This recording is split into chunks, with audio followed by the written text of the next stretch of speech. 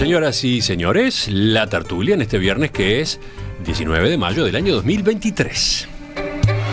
Saludo a quienes nos acompañan. Primero, la dama de la mesa, que además está lejos, se nos fue, no sé, creo que está, ¿dónde? En Argentina. Eleonora Navata, buen día. Sí, buenos días. Voy a representar una vez más a la tertulia, un torneo acá en Buenos Aires. O sea que, ¿vas otra vez por el esgrima? Estoy, sí, mañana tengo campeonato. Opa, bueno, desde ya, suerte. Muchas gracias. Nos contarás la semana que viene cómo te fue, cómo te va. Bueno, sigo. Saludos. Preguntale si el cielo se está nuboseando. A ver si llueve. Sí. ¿Cómo está Buenos Aires? Está soleado. Muy parca No sé cuánto va a durar, pero ahora está muy soleado. Bueno, saludo a quienes están acá en la mesa. Alejandro Aval, buen día. Buen día, Emiliano. Buen día a nuestra primera espada en Buenos Aires. Y bueno, a Juana, a Gonzalo y la audiencia. Sigo con Juan Cronopone, buen día. Buen día para todos. Y después con Gonzalo Pérez del Castillo. Saludos para todos y todas. Sí. Señoras y señores. Sí, y para Eleonora en particular. Tenemos que verla en acción después a Eleonora. Nos queda Va a traer un eso. video, ya nos prometió. Sí, por favor. Estamos video. todos muy curiosos. Pero eso será la semana que viene en todo caso. Ahora vamos al primer tema. Los casos de Irene Moreira y Santiago González estuvieron en el centro de la agenda política en estas últimas 2 semanas. Recuerdan, la hoy senadora Moreira renunció el 8 de mayo a su cargo de ministra de Vivienda a pedido del presidente Luis Lacalle Pou por haber adjudicado de forma directa un apartamento de alquiler con opción a compra a una militante de Cabildo Abierto, un caso que no pasó por el sorteo reglamentario.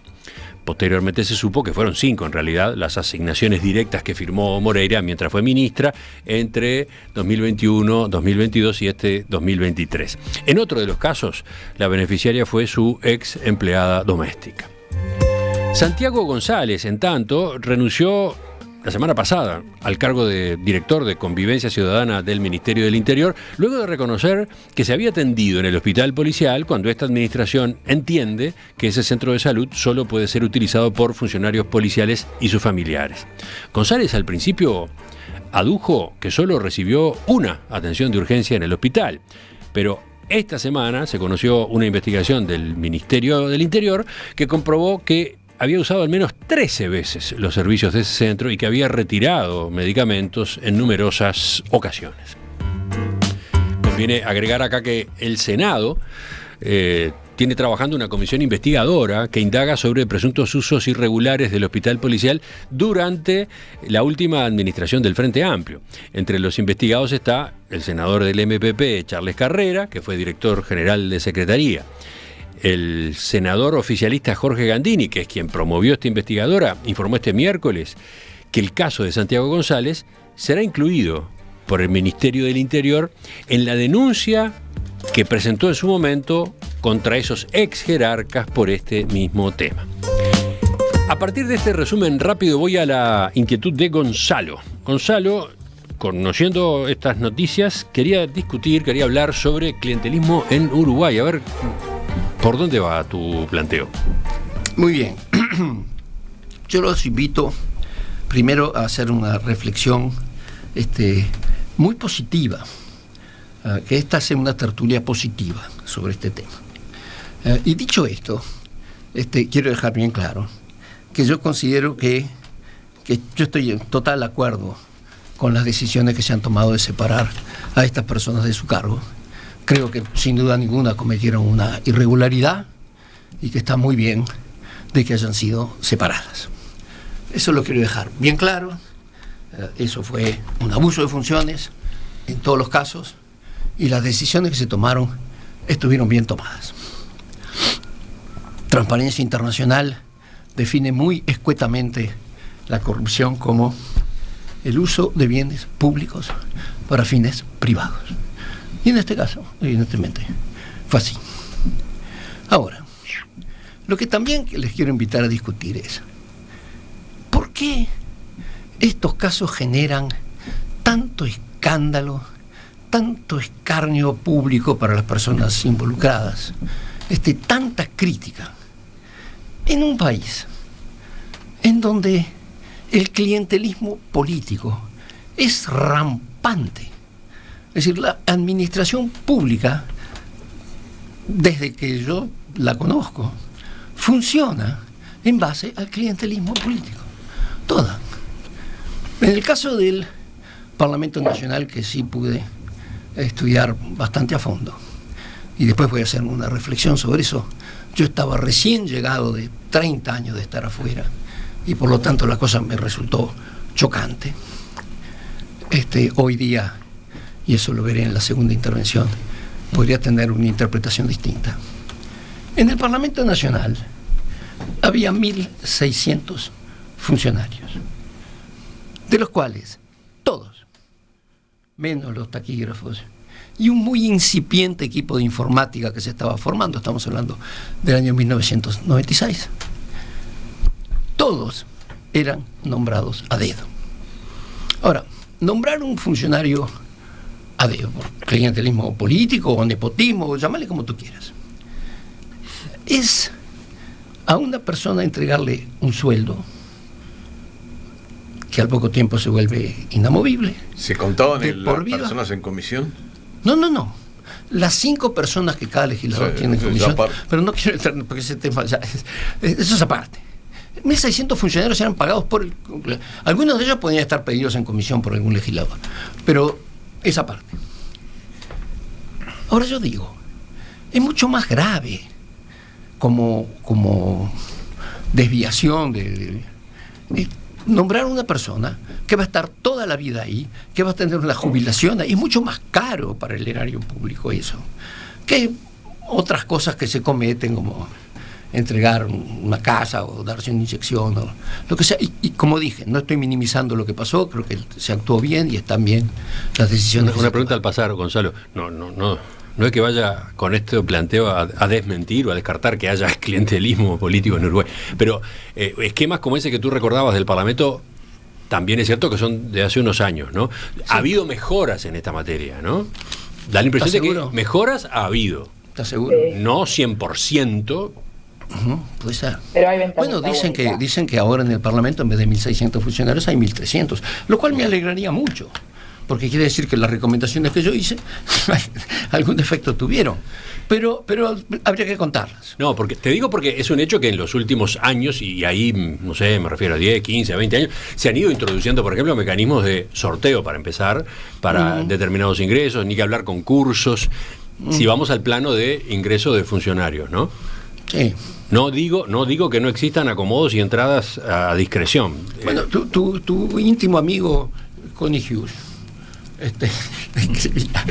describía el Mides, que había sido creado por la administración del Frente Amplio, como una cueva de bolches. ¿Te acuerdas la famosa expresión del Connie? Es decir, sí, es posible que haya habido mejoras, pero igual la proporción, es decir, cómo funciona esto, y mi segunda intervención va a tener que ver con eso y va a ser muy positiva. Bueno. Tiene que ver con eso. Esto es la forma en que la democracia en el Uruguay funciona. Estos son los pactos que se hacen en el Uruguay y los resultados no son tan malos.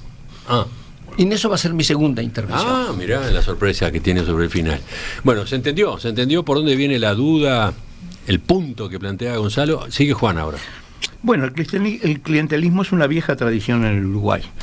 Recordar los bornes y los teléfonos, es decir, para obtener un teléfono antes de 1980, cuando se digitalizó la red, eran escasos. Entonces la única manera de conseguir un teléfono era por un favor político. Y existían las tarjetas de los integrantes del directorio de Antel, ¿no? Sí.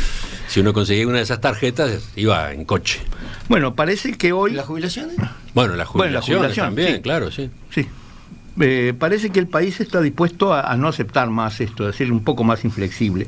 De todas maneras, la democracia uruguaya sigue teniendo algunos defectos, y quiero señalar algunos. Tiene una cierta dosis de corrupción. El clientelismo es una de sus manifestaciones más claras. Sí. No se piensa a largo plazo nunca. Para los políticos el largo plazo son las próximas elecciones, y la historia del agua es el mejor ejemplo de todo esto. Los políticos, en lugar de pensar en el futuro, piensan en los cargos de los partidos, que en realidad los partidos son una especie de cooperativa de trabajo, ¿no? Y la discusión que entre los partidos políticos es sobre quién lo hizo peor. Es decir, es una especie de agitar de banderas que no conduce absolutamente a nada. Bueno, yo creo que una de las cosas que permite esta especie de claridad o de rechazo que hay ahora se tiene que ver con el abuso de funciones, ¿no? Es decir, el abuso de funciones. Y aquí hay un punto muy crítico, porque hay voces que hace mucho tiempo que quieren derogar la famosa las demás de todas las declaraciones de funciones. Y aquí quiero recordar 25 siglos de filosofía, ¿no? Por un lado, Lao Tzu y Heráclito consideran que no es posible hacer una lista de la conducta correcta, porque para hacer una lista diciendo esto es incorrecto es lo mismo que hacer una lista de cuál es la conducta correcta. Lao Tzu y Heráclito rechazaban esa idea, en tanto que Confucio y Platón, que eran sus dos oponentes, estaban de acuerdo con eso, es decir, con la idea platónica de que era posible hacer esa lista, y entonces el apartamiento era libre. Entonces la legislación uruguaya sabiamente deja liberado a un juicio posterior el hecho de que pueda haber conductas que no están previstas explícitamente en la ley, pero que notoriamente son una desviación de poder y entonces deben ser castigadas. Yo creo que esto es importante y es un tema que está estrechamente vinculado con el tema que nos ocupa. Y se metió en el terreno jurídico. No, jurídico, jurídico. Esto es filosofía, Ético. Filosofía pura. Bueno. Es decir, la idea de filosofía china, además. Filosofía china y griega, pero y además popular, porque hay un dicho que dice que puede decir que toda regla tiene excepciones, ¿no? Sí. Voy con Eleonora ahora, que desde atrás recién hacía algún comentario mientras iba hablando Gonzalo, ¿no? A ver. Sí, que el ingreso al Estado ha cambiado mucho en los últimos años. No se ingresa al Estado tanto como antes, digamos, con que, bueno, te reparto listas y después me pagas con un puestito, ya sea en las intendencias o en algún ente. Eso ha cambiado, hay una ventanilla única. En ese sentido, creo que los pocos avances que han habido en la reforma del Estado tienen que ver con eso. Y en el diagnóstico que hacía Conrado Ramos, eso aparecía. O sea que en ese sentido sí, Uruguay tenía como una deuda histórica en las formas de contratación, pero ha ido cambiando, que no está 100% solucionado, y seguro que no, y seguro no se solucione nunca 100%, porque exige un porcentaje de personas con cierta discrecionalidad, de personal de confianza y demás, que cada jerarca lo irá designando, pero hubo avances en eso y no hay que desconocerlo. Con respecto al tema de actualidad, yo coincido que está bien que los jerarcas que realizan algo que puede ser visto como algo que está mal, o que está mal directamente, o renuncien o se les pida la renuncia, me parece que es correcto. Ahora, creo que también esto tiene como una instalación en la agenda mediática mucho más grande que otros problemas que le salen mucho más caros al Estado. Con respecto a lo de Santiago González, me parece un exceso hacer una denuncia penal. Yo no sé si existe una figura de denuncia penal por mentir, porque en realidad lo más grave de todo este caso es que haya mentido y que haya dicho que fue una sola vez y fue 13, pero no me parece que eso sea pasible de una denuncia penal. Sí, eso hay que agregarlo a la introducción que yo hacía, ¿no? Hubo un momento en que admitió que había ido una vez, que se había atendido una vez en la urgencia del hospital policial. Después resultó que habían sido unas cuantas más. Pero antes había esgrimido que lo que estaba en juego era una operación contra él, ¿no? Que era una operación de difamación, etcétera. Por eso, y eso me parece que no se juzga en la justicia penal, eso se juzga en la política, y no, entonces creo que hay algunas acciones como que están sobredimensionadas, como esto de una denuncia penal. Y también me parece que en el fondo de todo lo que tenemos que empezar a revisar son nuestros propios sistemas. Nosotros tenemos un Sistema Nacional Integrado de Salud, y un Sistema Nacional Integrado de Salud debería proveer a todos los ciudadanos el mismo el mismo tipo de servicio y entonces también todos los ciudadanos deberíamos poder atendernos donde quisiéramos, la vez que quisiéramos y poder ir al hospital policial cualquiera de nosotras y nosotros y cualquier otra persona ir a otro hospital del que no es, entre comillas, afiliado, porque un sistema integrado debería ser así. Entonces, ¿por qué no nos ponemos a revisar en este momento cómo estamos funcionando como sistema de salud? A mí no me parece ni raro, ni descabellado, ni me parece mal que los funcionarios del Ministerio del Interior se atiendan en el hospital. Los funcionarios del Ministerio del Interior y sus familias se atiendan en el Ministerio del Interior. A mí no me parece mal que Santiago González se haya atendido en el Ministerio del Interior, ni que Luis Calabria, ni que Charles Carrera. Lo que me parece mal, lo que creo en realidad que hace que ahora se produzcan estas renuncias, es todo lo que se habló, porque se utilizó eso de la atención en el hospital policial como botín político. Y entonces eso que se utilizó como botín político y se habló, y se habló, y se habló, y se dio tanta manija, hace que hoy estén renunciando personas más que nada por esa manija y por los dichos y por lo que dijeron y no cumplieron, y no por el uso del hospital policial, donde por lo menos a mi criterio no veo algo penal a denunciar en ese sentido. De todos modos, la idea no era discutir precisamente o exactamente el caso Santiago González, ni tampoco el caso de la ahora senadora Irene Moreira, ¿no? Gonzalo quería ir a un encare más amplio, ¿no? No, ya lo sé, pero digo, uso esto como ejemplo porque creo que a veces tenemos como que esto de qué ponemos en la agenda y qué no ponemos en la agenda, porque clientelismo es una de las formas de corrupción. Y a mí lo que me parece es que existen en el Estado históricamente otras formas de corrupción que no son clientelismo político y que no están a la vista. Estos casos de clientelismo lo que hacen es explotarnos en los ojos y ponerlos en la agenda, pero la verdad que no son los más graves. Debemos conocer empresas que son proveedoras del Estado de hace millones de años y vaya a saber por qué lo son, compras de uniformes, de esto, de lo otro, que a veces, o sea, licitaciones que se abren un día y cierran al otro, y que no es algo de este gobierno, es algo que pasa históricamente. Entonces me parece que ahí es donde estaría bueno poner o abrir los ojos. Yo recuerdo desde hace muchos años este tipo de práctica o determinados proveedores o lo que sea, y que siempre tienen como cliente el Estado uruguayo. Bueno, y ni que hablar de otras cosas que ya ahí se me escapa de la imaginación, como algunas instalaciones de determinadas cosas que nunca han quedado claras o qué sé yo. No sé, que también algunas están en la justicia, ejemplo, regasificadora o lo que sea. Es por ahí. Bueno, yo creo que las reacciones de los contertulios son correctas. Así es como sucede, así sucede en el Uruguay. Todas estas cosas suceden y no pasa nada. Lo que llama la atención es que cuando sucedan estas otras puntuales, por los motivos que señalaba Leonor u otras, ¡boom!, se produce este escándalo y todo el mundo parece estar hablando solo de eso, como si eso fuera una cosa tan rara. A ver, Alejandro faltaba. Perdón, Alejandro no habló todavía, porque yo tengo la parte constructiva para hacer ahora. O sea que lo mío no va a ser constructivo. No, lo tuyo sí, voy a elaborar sobre lo tuyo. Bueno, solo puedo complementar algo de lo que se dijo, de acuerdo a lo que me parece que vale la pena mencionar.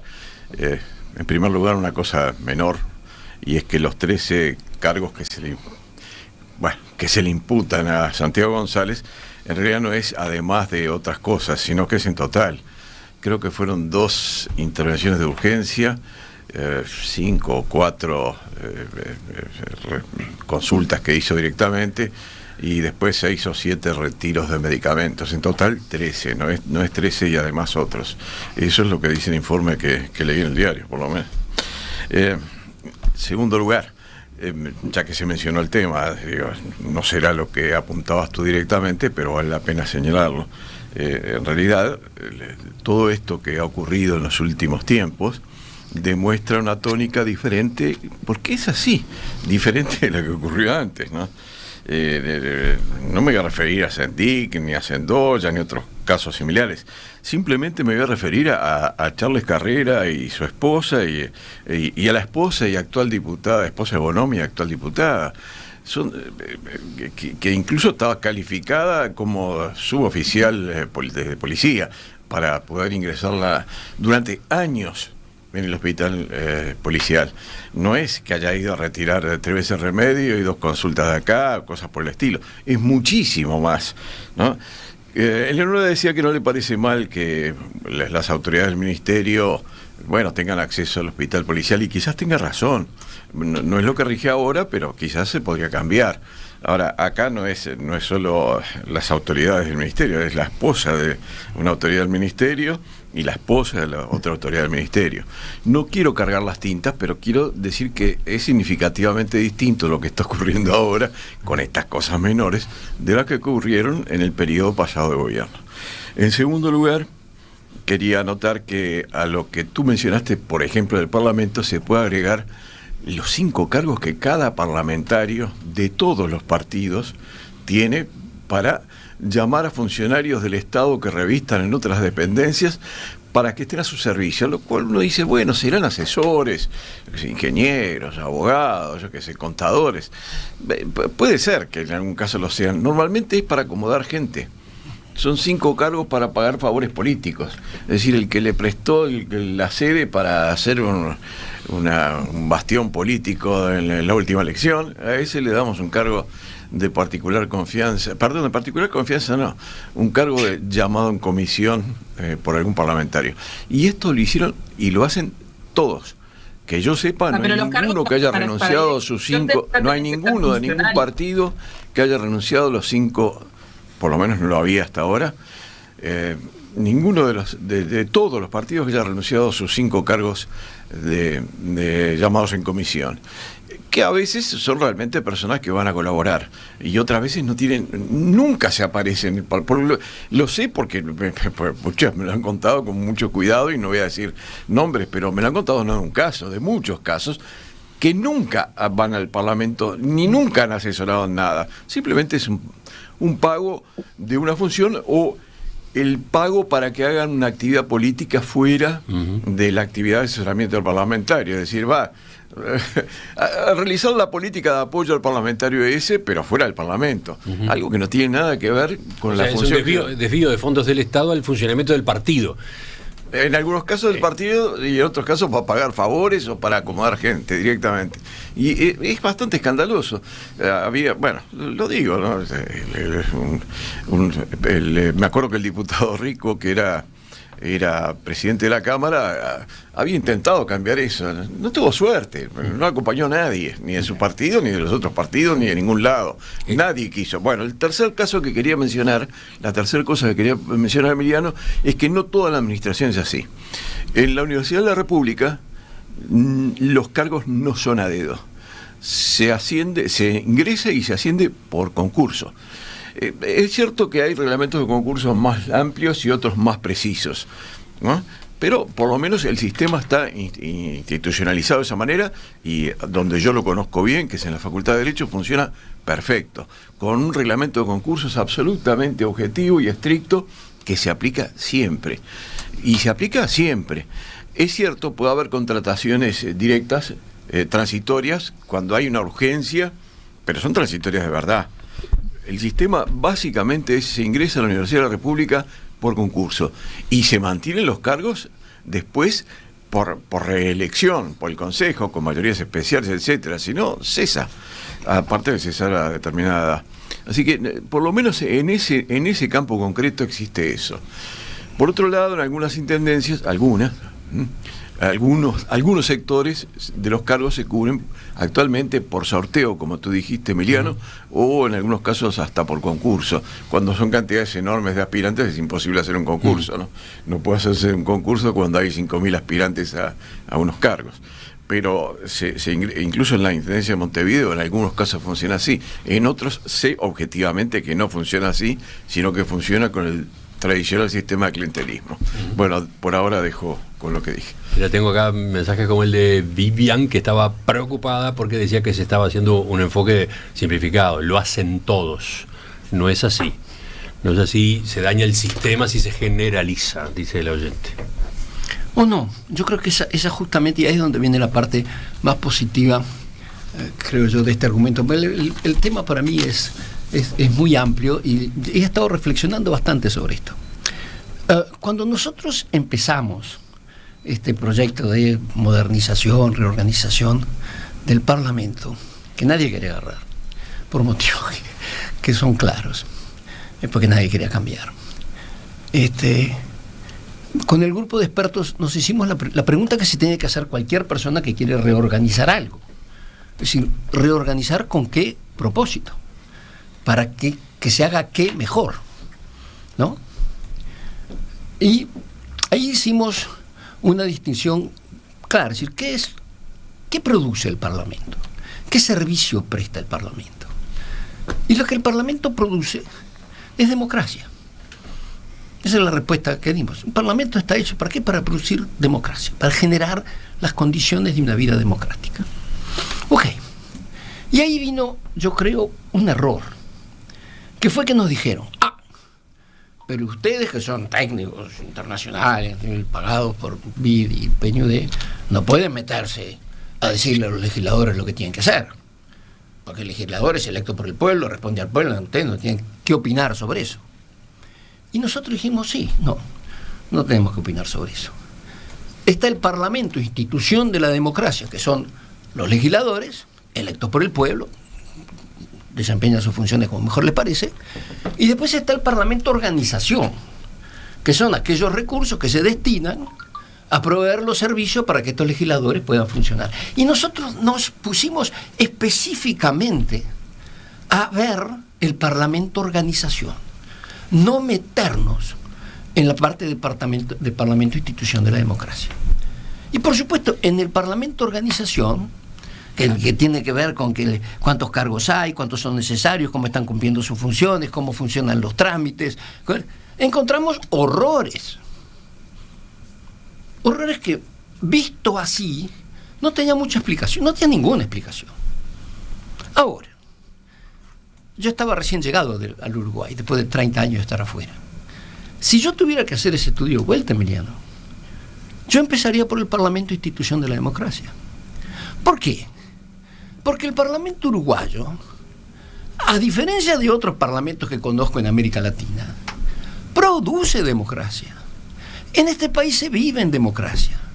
Y parte de esa democracia es esa cultura, entre comillas, que se genera en ese Parlamento, que comporta, entre otras cosas, todas estas tomas y dacas, todos estos ni vencidos ni vencedores, el pacto del Chinchulín, lo que sea, pero que funciona. Porque, ¿dónde funciona la democracia en América Latina? En este momento solo en el Uruguay prácticamente.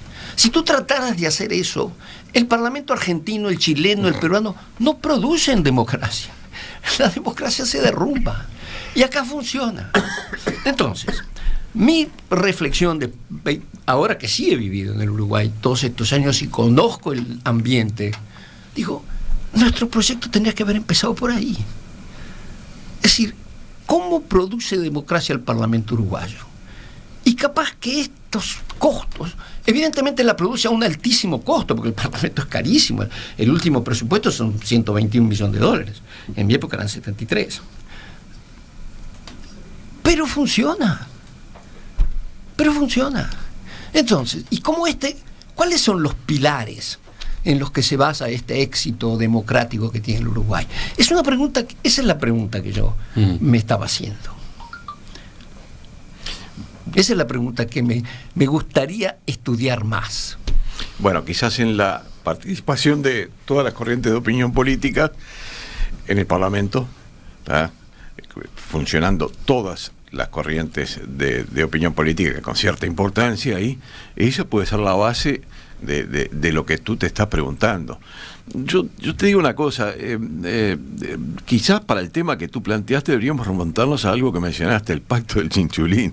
En realidad, bueno, pero a ver, cuando se aprobó la Constitución del año 52, que entró en vigencia, el herrerismo, o el Partido Nacional en particular, había luchado toda su vida en contra del colegiado, y ahí se volcó por el colegiado, para apoyar el colegiado, para lograr el colegiado. ¿Por qué? Porque con eso se conseguía que pudieran coparticipar en los órganos de gobierno de los entes autónomos, los servicios descentralizados y naturalmente de las bases del centro del Poder Ejecutivo, no solo el partido que ganaba, sino también las otras corrientes de opinión. ¿Y por qué era tan importante eso? Por los ideales políticos. No, una de las cosas por las cuales era importante era porque era la manera como se lograba ingresar en el Estado.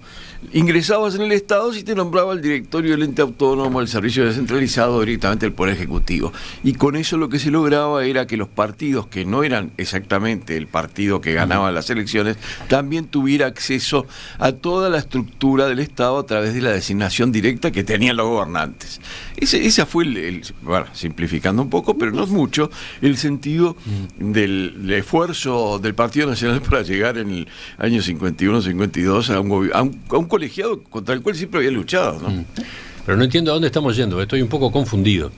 Con la última intervención de Gonzalo. No sé, Leonora, ¿cómo te viene quedando a ti la cosa? Sí, estoy confundida también, pero sobre la última intervención de Gonzalo, que no entendí muy bien la conclusión, pero de algo que dijo, él dijo que teníamos un parlamento que nos costaba muy caro, pero producíamos buena democracia. A lo mejor tenemos instituciones sólidas y tenemos una población, tenemos una ciudadanía que construye democracia y unos partidos políticos que construyen democracia, porque a mí me gusta también, si bien muchas veces le pegamos a los políticos o por cómo se comportan en determinadas situaciones, también yo quiero esta vez reconocer que gracias a los partidos políticos que tenemos en nuestro país se construye democracia, porque tenemos partidos muy serios y que creo que apuestan todos ellos a la democracia,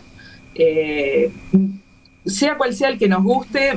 Quisiera reconocer a los partidos políticos de nuestro sistema que creo que son la fortaleza de la democracia.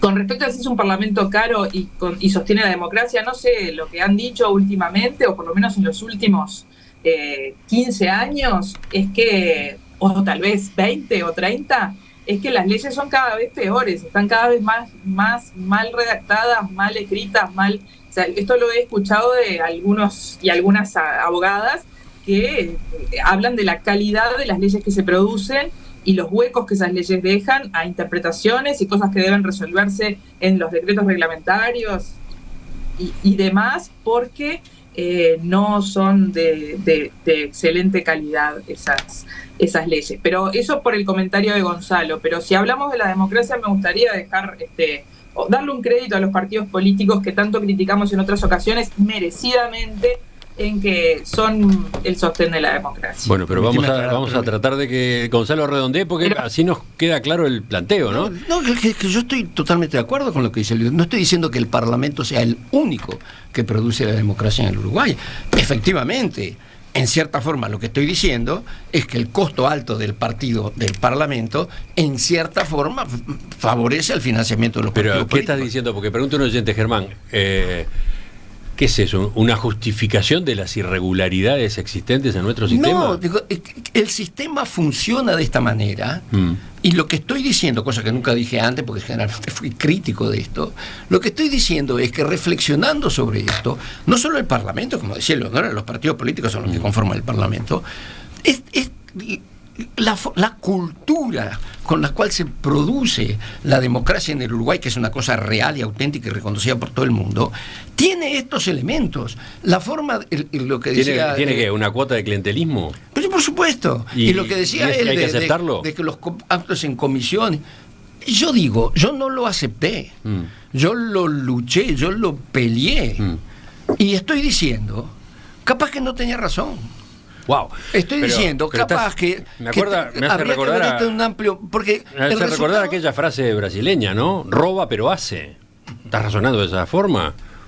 De si aquel dirigente político. Si lo querés interpretar así, sí. Por esto, ¿El razonamiento cuál sería? ¿Hay clientelismo pero se construye democracia?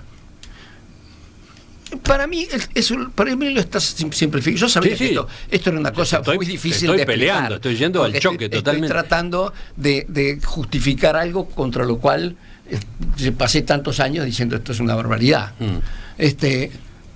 Y por eso lo quería separar de los casos estos específicos de ahora, porque para mí no ese es el fondo del asunto. El fondo del asunto es que nosotros hemos creado una sociedad en que los partidos políticos, totalmente de acuerdo, juegan un rol fundamental y tienen entre ellos complicidades que están basadas también en estas cosas. Alto costo del Parlamento, funcionarios en comisión y muchas otras cosas más. Que vos decís, eso está mal. Y si lo vas a ver desde el punto de vista como lo vimos nosotros, estrictamente esorganizacional, estaba espantoso. Pero el resultado, a diferencia de otros países de América Latina en los que yo he vivido, el resultado es que se vive en un país, en una democracia, que los partidos políticos se respetan, que los partidos políticos negocian y llegan y crean un ambiente en el cual la democracia sobrevive. Eso es lo que estoy diciendo. Bueno, yo quiero extender un poquito la noción, porque creo que no son solo los partidos políticos, sino es mucho más general. Es decir, la democracia reside en el pueblo, en la gente. Y eso quedó absolutamente demostrado en el voto por el no a la salida de la dictadura. En ese momento no había parlamento, no había partidos políticos, la mayoría de la gente estaba todo desorganizado y sin embargo la gente votó por no, porque entendía claramente que eso era una cosa absolutamente antidemocrática. Y la democracia, como ya dijimos, no es solamente del Parlamento. La democracia es en la universidad, por ejemplo. La universidad es el club de barrio, el club social y deportivo, que también tiene una organización democrática. Es decir, que se lleva a los últimos límites, a todos los rincones de la actividad del país. Es decir, la democracia reside en el pueblo, no en los partidos políticos. Al revés, los partidos políticos la tratan de romper bastante. Bueno, evidentemente no sería tan escéptico. Bueno, y tenemos que ir cerrando este tema porque hay otro para discutir. No sé, ¿qué añadimos? ¿Qué queda? Que la democracia reside en el pueblo, por supuesto que sí. Ahora, residen los pueblos de toda América Latina y sin embargo la democracia no funciona. En el Uruguay, afortunadamente funciona.